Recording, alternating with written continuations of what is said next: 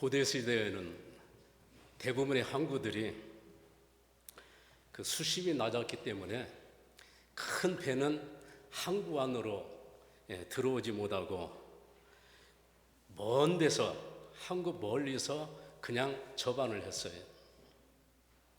그래서 수심이 깊어지면은 밀물대에 그 조류의 힘을 빌려 가지고 항구에 들어왔습니다.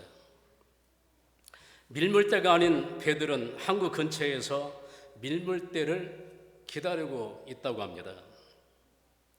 이렇게 항구 근처에서 밀물대를 기다리는 배를 가리켜서 라틴어로 뭐라고 하냐면은 옴포르투라고 합니다. 이 옴포르투는 밀물대 항구에 들어가는 그 순간을 기다리는 것을 말합니다.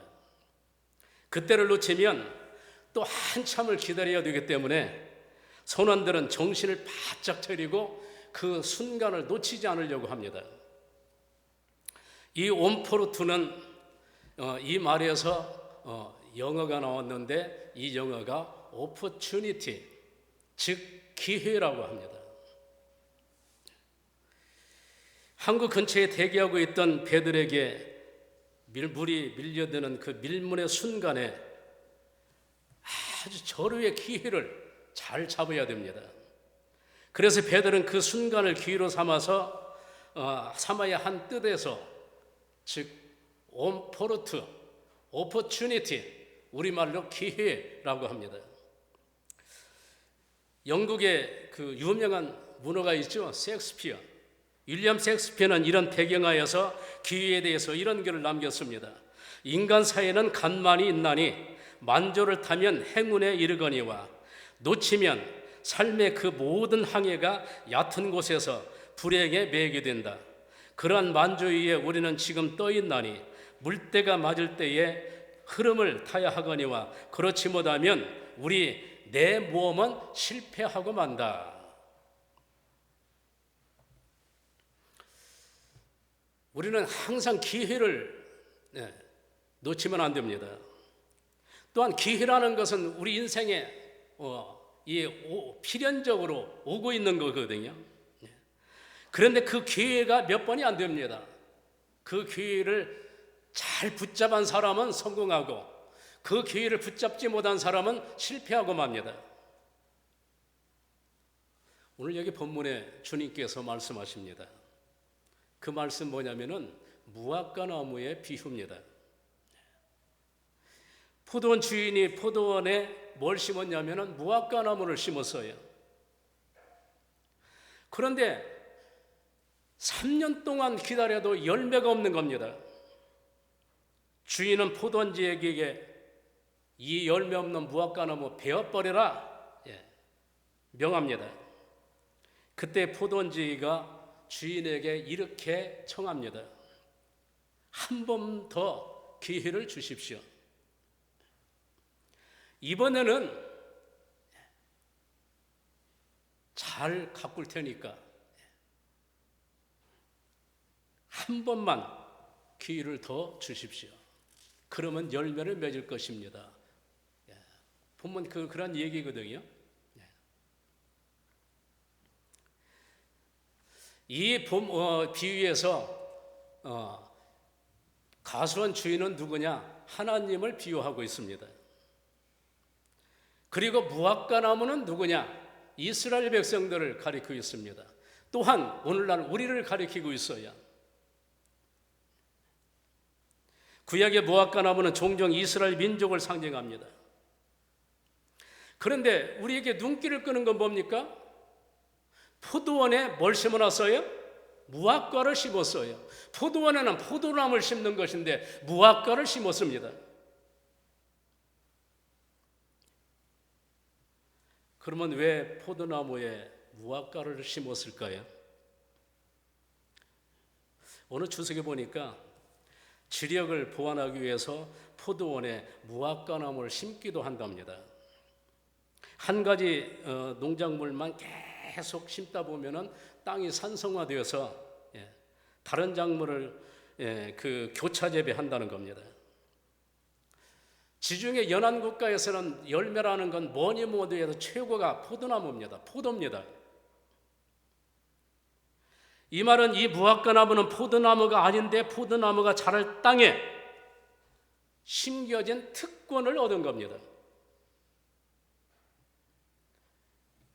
이것은 뭘 가리키냐면은 원래 이스라엘 백성들은 노예 백성입니다. 애굽에서 노예 생활하는 노예 백성이었어요. 그러나 하나님께서 전적으로 이 백성들을 은혜를 베풀어 주셨습니다. 하나님은 바로왕을 치시고 이 백성들을 구원해 주셨어요. 그리고 율법도 주셨습니다. 백성 삼아 주셨어요. 그런데 이 백성들이 자기들은 이방 족속하고 다르다 교만해졌습니다. 특권의식을 누렸어요. 이 백성들을 하나님께 택하신 이유가 뭡니까? 이스라엘 백성들을 택한 그 이유는 이스라엘 백성들을 통해서 다른 모든 민족을 구원시키려고 택해 주신 거거든요. 그런데 그들은 그러한 열매를 맺지 않고 오직 특권의식만 누리고 교만해지고 주님을 배척하고 있어요. 그래서 찍어버리겠다고 하는 것은 심판을 말씀하는 거거든요. 이때에 과수원지기는 뭐라고 합니까? 8절 말씀 뵙겠습니다. 대답하여 이르되 주인이여 금년에도 그대로 두소서. 내가 두루 파고 거들 걸음을 주리니 이후에 만일 열매가 열면 좋거니와 그렇지 않으면 찍어버리소서. 간구를 합니다.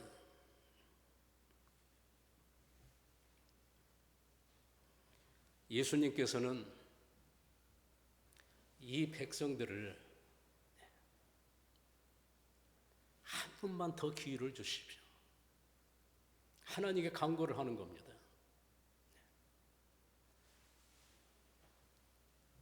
우리 주님은 우리를 위해서 간구하시는 분이세요. 로마서 8장 34절 말씀에 보면은 누가 정죄하리요 죽으실 뿐 아니라 다시 살아나신 이는 그리스도 예수시니 그는 하나님 우편에 계신 자요 우리를 위하여 간구하시는 자신이라. 우리를 변호하시고 우리에게 우리를 위해서 간구하시는 분.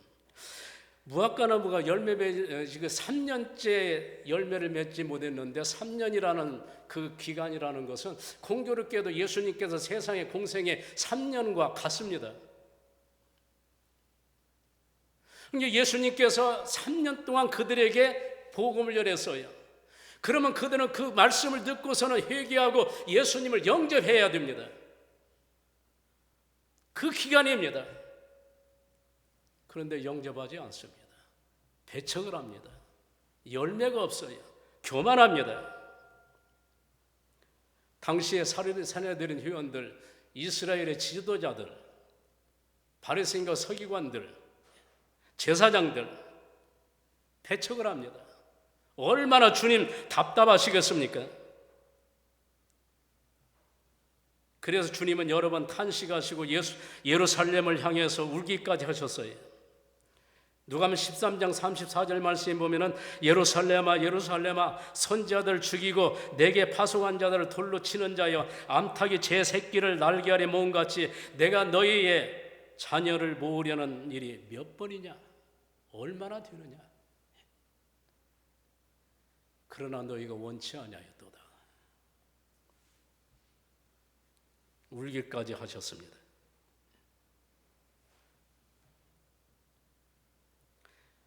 주님께서는 하나님께 이스라엘일지라도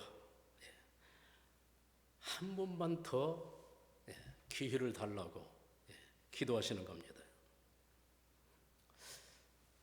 그렇습니다. 비유하자면은 어떤 왕이 거지를 데리고 와서 왕자 삼았어요. 그래가지고 이 왕자한테 좋은 교사를 붙여주었습니다. 그러는데 이 왕자가 거짓 습관을 못 버리는 겁니다. 공부도 하는 일 아니고 왕자로서 예절 같은 걸 배우려 하지도 않고, 그러다가 나중에는 뭐만 남았느냐? 나는 왕자다. 그것만 남았어요. 그러니까 왕이 이 거지를 이제는 내려치려고 합니다. 그때에 가정교사가 한 번만 더 기회를 주시오.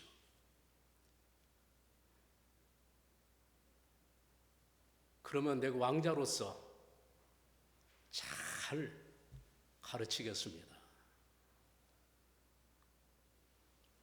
뭐 그것 같습니다. 이스라엘 백성들이 불황아처럼 노예 백성이었지만은 하나님께서 백성 삼아 주셨거든요. 그리고 그 백성들을 구원하기 위해서 예수님이 그 땅에 오셨어요. 어떻게 보면은 유예한 겁니다. 한 번 더 기회라는 것, 이 유예 기간이라고 하는 것은 은혜의 유예 기간입니다.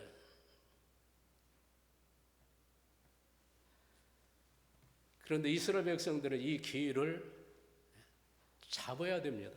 놓치지 말아야 됩니다.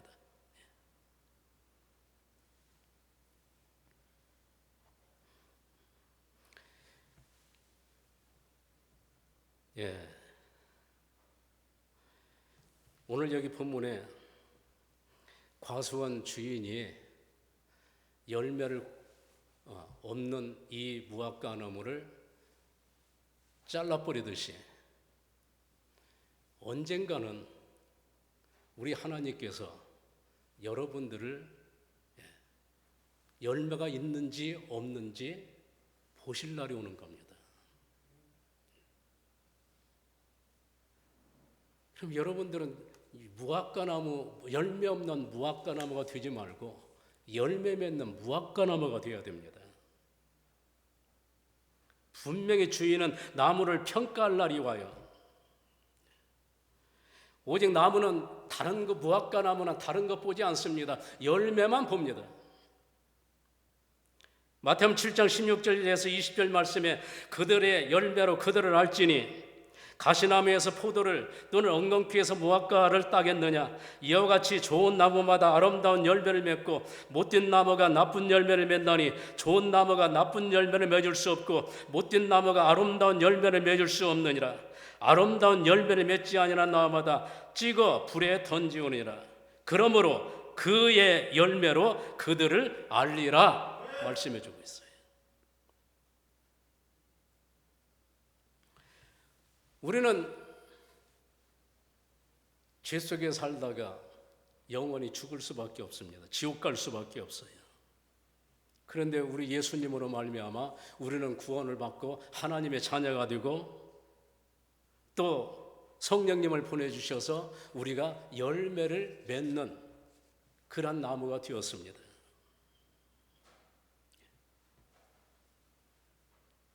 우리의 삶은 열매 맺는 삶입니다. 여러분 열매 맺고 있습니까?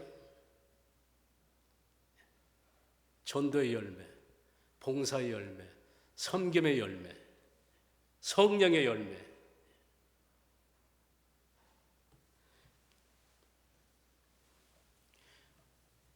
무화과 나무에서 볼거리라는 건 한 개도 없어요. 포도나무도 마찬가지겠지만은 열매밖에 없습니다. 무화과 나무라는 뜻이 그래서 뭐라고 합니까? 꽃이 피지 않고 열매를 맺는 거.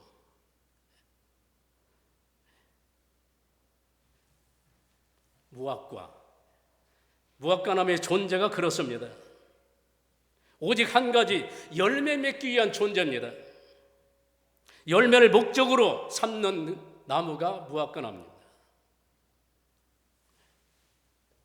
그런데 무화과 나무의 목적이 열매인데 열매 맺지 못했다면 어떻게 됩니까? 그래서 찌고 불에 던진다 말씀해 주고 있어요. 하나님께서 우리를 향한 목적도 마찬가지입니다. 우리의 존재 목적이 우리도 무화과나무 같아요. 참 죄인 괴수들입니다. 쓸모가 없어요.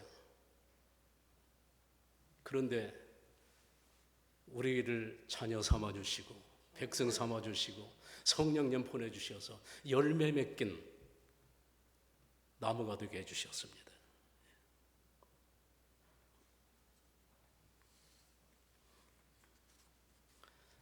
그래서 우리의 삶의 목적은 지금부터는 하나님 백성과 자녀들은 열매 맺는 삶입니다. 삶의 목적이. 이런 얘기가 있어요. 알렉산더 대왕이 천하를 호령하고 있을 때의 일입니다. 이웃의 작은 그 나라의 왕이 알렉산더 대왕이 사냥을 좋아한다는 말을 듣고서는 아주 좋은 품종의 사냥개 2마리를 알렉산더 대왕에게 보냈어요. 알렉산더 대왕은 기뻤습니다. 그래가지고 이 사냥개를 데리고 사냥을 나갔어요. 이게 토끼가 보이는 겁니다. 사냥개에게 토끼를 잡으라고 했어요. 근데 이 사냥개들이 꿈쩍을 않는 겁니다. 잡지도 않고 쫓아가지도 않아요. 그래서 실망하고 돌아왔습니다. 다음에 또 사냥을 나갔어요. 사슴을 봤어요. 사슴을 잡아라. 또 꿈쩍 않는 겁니다. 화가 나가지고 알렉산더 대왕은 이 사냥개 2마리를 목을 잘라 죽였어요. 얼마 후에 이웃나라 왕이 대왕을 만났어요. 대왕 앞에 가서 대왕의 안부도 물어보고 자기가 보내준 사냥개의 안부도 물어봤어요. 그랬더니 알렉산더 대왕이 불쾌한 말로 그런 개를 보내줬다고 말을 하는 겁니다. 그러니까 이 이웃나라 개를 보내준 사냥개를 보내준 이웃나라 왕이 하는 말이 대왕님, 이 개들은 사자나 호랑이를 잡으라고 훈련된 개입니다. 토끼나 사슴을 잡으라고 훈련된 개가 아닙니다. 오히려 토끼나 사슴은 보호하는 겁니다. 그때에 알렉산더 대왕은 크게 후회를 하면서 아차, 이런 훌륭한 개들을 죽였구나. 이 사냥개들의 목적은 뭡니까?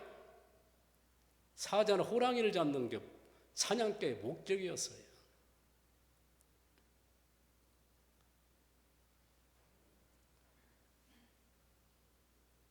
우리의 삶의 목적이 뭡니까? 하나님께 우리를 구원하시고 자녀 삼아주시고 성령님을 보내주시고 삶의 목적이 뭡니까? 이 모든 존재의 모든 것은 항상 목적이 있습니다. 우리가 뭘 만들 때도 무의미하게 목적 없이 어떤 물건을 만들지 않아요. 이 바이크를 만든 목적도 뭡니까? 그것도 확성을 시키려고. 이쪽에 고장이 났어요, 지금.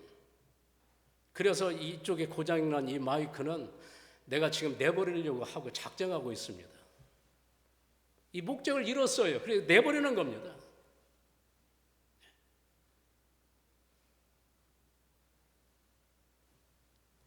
이 여기 꽃의 목적이 뭡니까?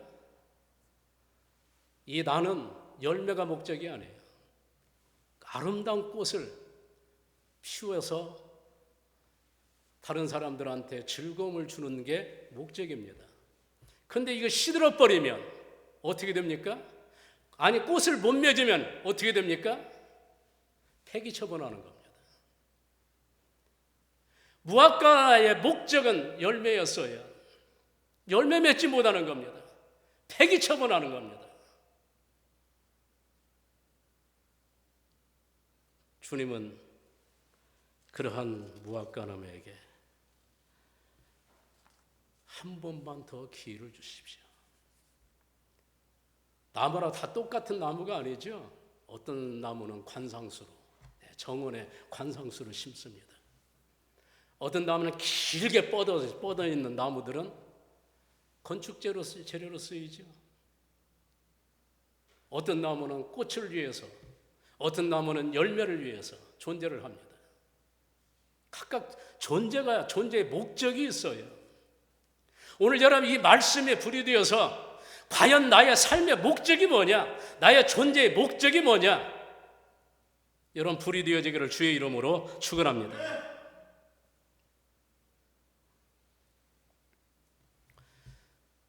오늘 여기 본문에 주님께서 말씀한 그 목적이 있어요. 6절 말씀에 보면 이에 비유로 말씀하시되, 이에 비유로 말씀하신 이 말씀이라는 건 앞문장과 어떻게 되어 있어요? 연결이 되어 있다는 겁니다.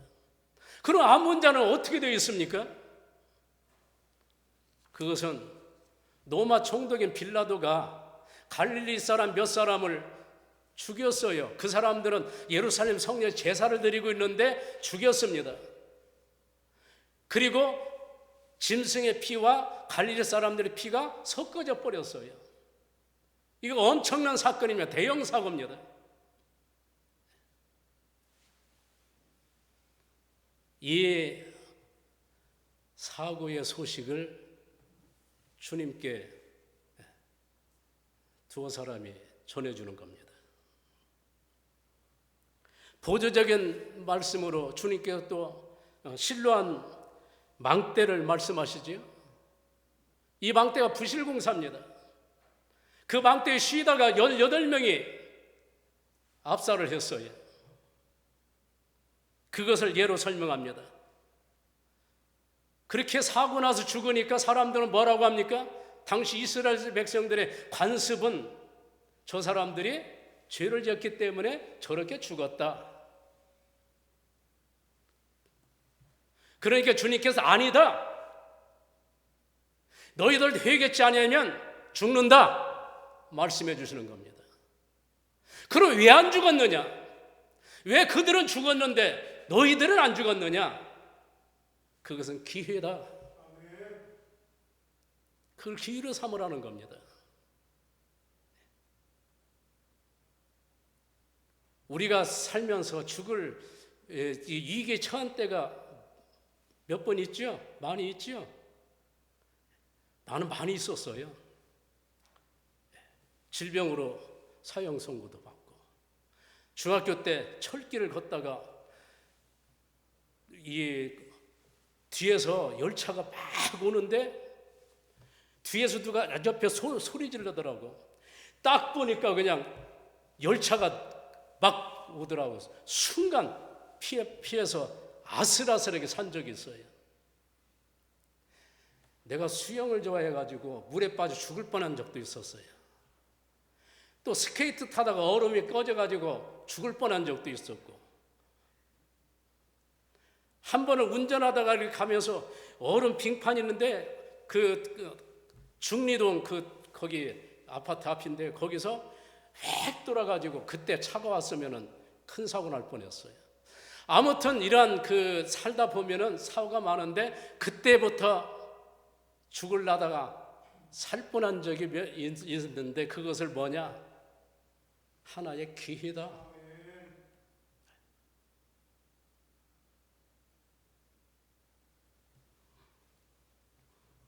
예, 이런 기회 있을 때에 예수님을 믿는다는 것도 이 기회를 놓치면 안 됩니다.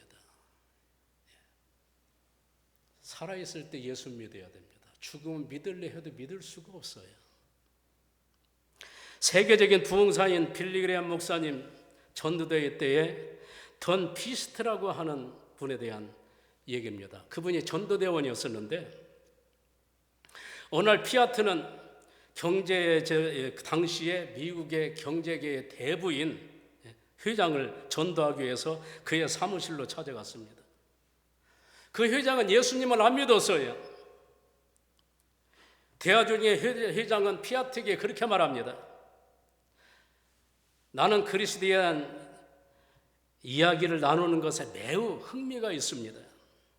그러나 지금은 100만 불짜리 사업 계약을 따기 위해서 두 사람이 나를 기다리고 있습니다. 이 일을 마치고 오늘 밤에 당신에게 전화를 할 테니 그때에 만나서 얘기합시다. 피아트는 한밤중까지 기다렸습니다. 근데 전화는 오지 않았어요. 그렇게 새날이 밝았습니다.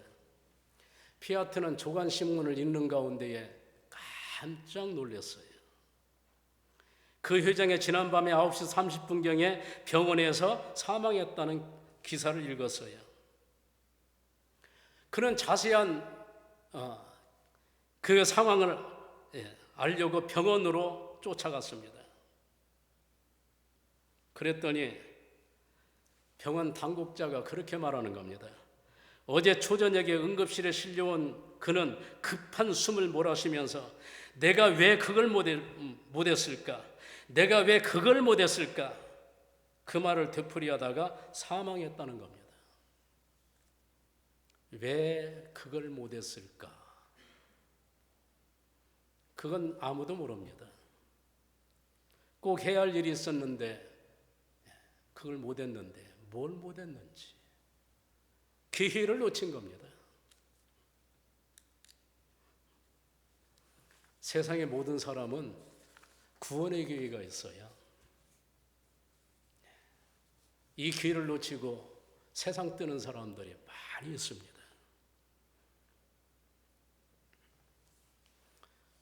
어떤 사람들은 이 세상이 전부인 줄만 압니다.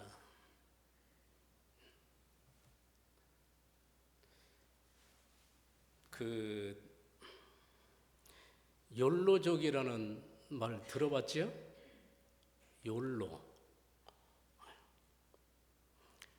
이 욜로라는 말은 You only live once의 그 첫 글자를 합쳐가지고 욜로라고 합니다. 그게 무슨 말이냐면은 삶은 단 한 번뿐이다 그 뜻입니다. 삶은 단 한 번뿐이다.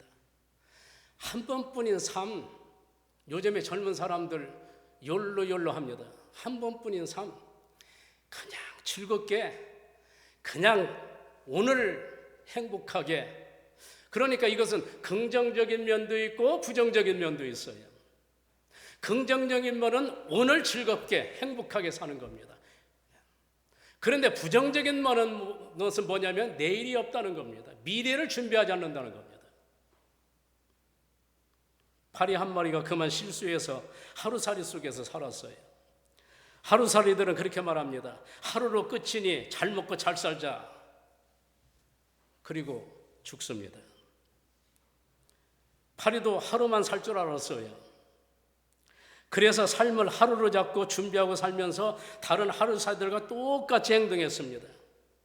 하루살이는 너무나 짧은 삶이기 때문에 다른 생각은 전혀 안 했고 자기 몸만 생각을 했고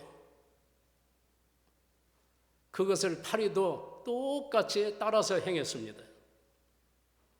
하루 동안 가지고 있는 것 모든 걸 먹었어요.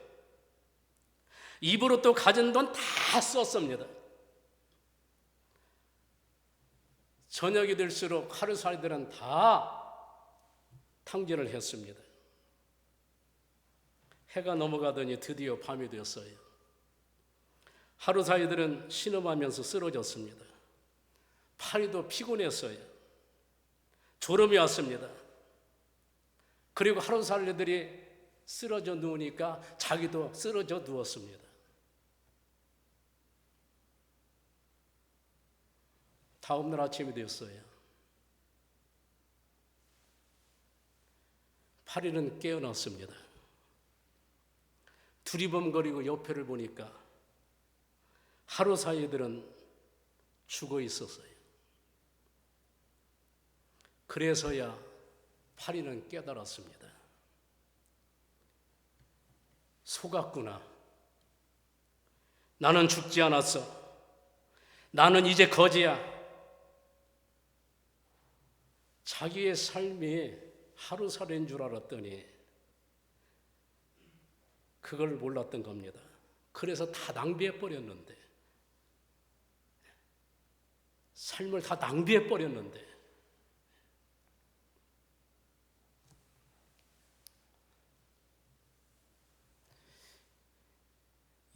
요즘에 젊은이들이 시집장가를 안 가려고 하는 사람들이 많아요. 근데 그 이유가 뭐냐면은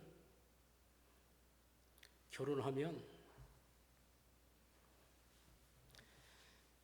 자식들 키우느라고 평생 희생한다는 겁니다. 키우다가 만다는 겁니다. 그리고 부부가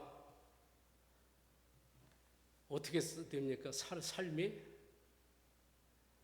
그냥 서로들 싸움만 한다는 겁니다.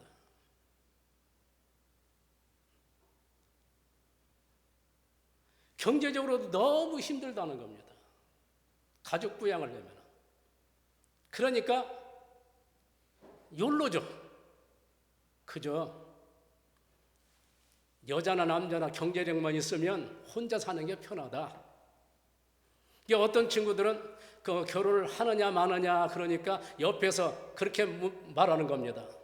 너 외로울래 괴로울래?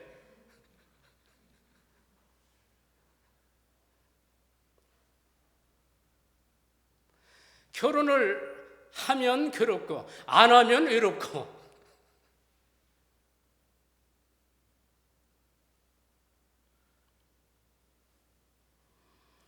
노후 준비를 욜로족은 하지 않습니다. 미래를 준비하지 않아요. 하루살이처럼 그냥 오늘 행복하게, 오늘 즐기는 겁니다.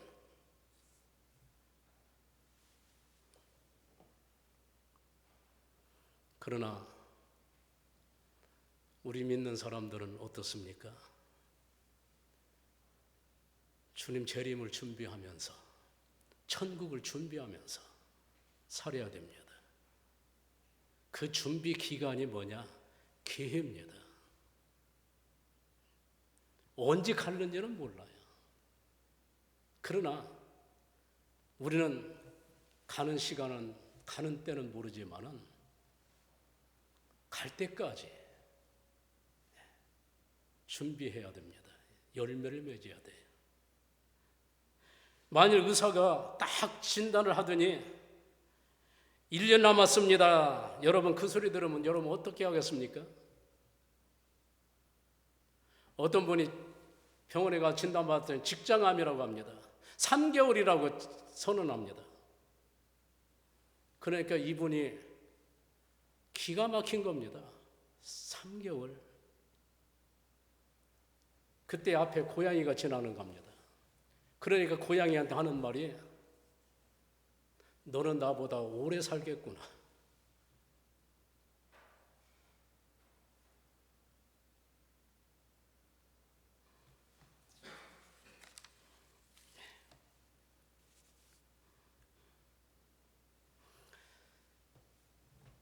주님께서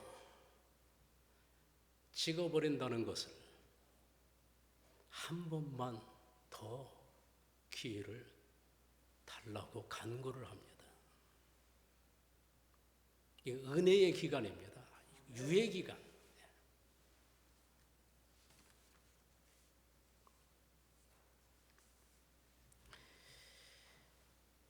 참 어떻게 보면은 이 유예 기간을 나는 뭐라고 하냐면은 덤이라고 그럽니다. 덤으로 사는 거. 내가 죽을 뻔했어요. 몇 번 죽을 뻔했습니다. 그때보다 나는 덤으로 사는 인생입니다.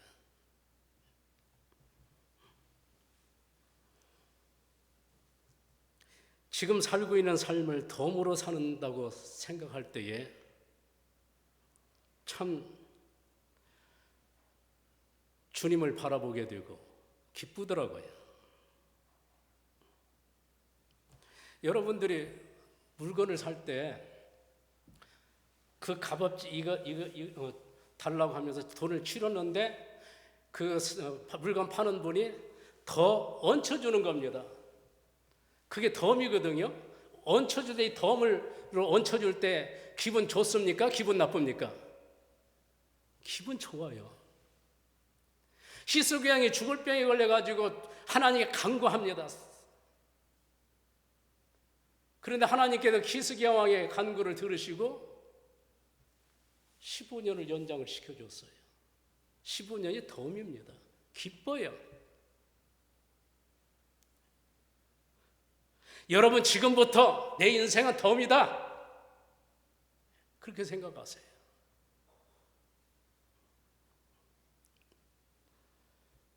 덤이라고 생각한다면 믿음이 있는 겁니다. 열매를 맺는 겁니다. 왜 지금 우리 주님은 나를 안 데려가셨을까? 그것은 열매 맺으려고. 지금 불러가시면은 상급이 없기 때문에 열매 많이 맺고 와서 상급 받으라고. 지금 나를 안 데려가십니다. 나는 지금 덤이다 생각하는 겁니다. 여러분들 오늘 여기 본 말씀, 왜 어떤 사람들은 헤롯이 빌라도가 죽였고 망대가 무너져 다 죽는데, 지금도 온 세상에 보면은 많은 사람들이 죽는 건데, 그 사람들이 죽는데 왜 나는 안 죽을까? 이것은 우리에게 여러분 기회라고 생각하세요. 덤이라고 생각하세요. 그리고 덤으로 사는 인생, 덤으로 사는 인생은 내려놓습니다. 기쁨이 있고 가볍습니다. 많은 열매 맺고 복을 받으시기를 주의 이름으로 축원합니다. 기도하겠습니다. 할렐루야. 주님의 은혜를 감사합니다. 오늘 또 이 말씀이 불이되어서 우리 사랑하는 성들, 저희들이 무엇이간데 죄인 괴수, 죽을 수밖에, 지옥 갈 수밖에 없었지만은 우리를 자녀 삼아주시고 뭐든지 청산하시고 성령님 보내주시고 열매 맺게 삶을 주시니 감사를 드립니다. 아버지 하나님, 우리 사랑하는 성도들 욜로족이 아니라 그냥 오늘로 끝나는 것이 아니라 미래를 준비하며 재림을 준비하며 천국을 준비하는 성도들이 되게 하여 주시옵소서.